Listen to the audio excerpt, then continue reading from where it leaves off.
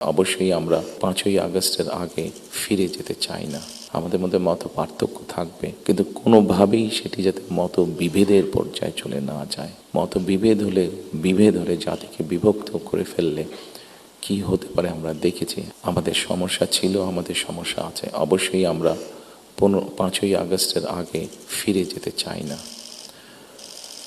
আমি আমার অবস্থান থেকে যদি চিন্তা করি, আমার একপাশে 1981 সালের একটি জানাজা, একই সাথে আমার একপাশে 2025 সালের 31 ডিসেম্বরের একটি জানাজা, আর আমার আরেক পাশে 2024 সালের 5ই আগস্টের একটি ঘটনা।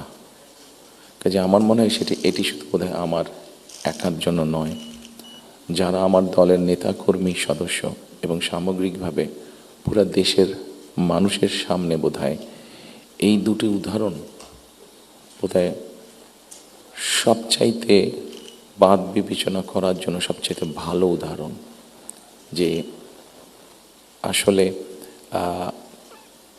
5ই আগস্টে ফিরে যাওয়ার কোনোই কারণ নেই আমাদের।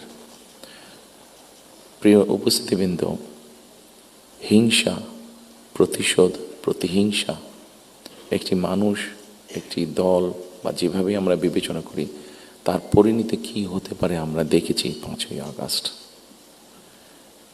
এবং আমি সেজন্যই সকলকে অনুরোধ করব, দলমত নির্বিশেষে আমাদের মধ্যে মত পার্থক্য থাকবে, কিন্তু আমরা যদি চেষ্টা করি তাহলে সেই মত পার্থক্যের মধ্যে রেখে আলোচনার মাধ্যমে সেটি অনেক সমস্যার সমাধান হয়তো আমরা বের করে আনতে সক্ষম হব।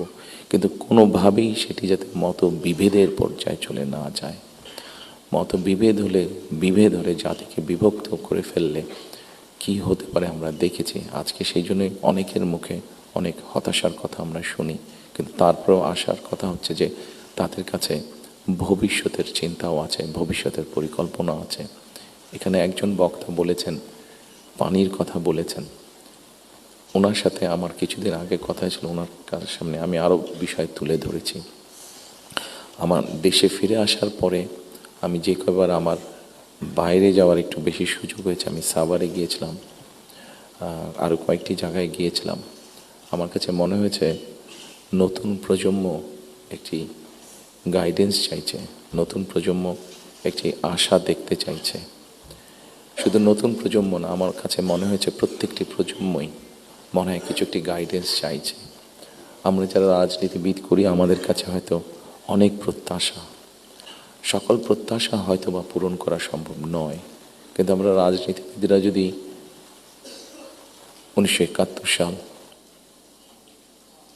1990 সাল, 2024 সালের 5ই আগস্ট এই সবগুলোকে আমাদের সামনে রেখে আমরা যদি দেশের স্বাধীনতা, দেশের সার্বভৌমত্বের জন্য কাজ করি, তাহলে নিশ্চয়ই আমার কাছে মনে হয়, একজন রাজনৈতিক কর্মী হিসাবে আমি দৃঢ়ভাবে বিশ্বাস করি, আমরা জাতিকে একটি সঠিক ডাইরেকশনে নিয়ে যেতে সক্ষম হব।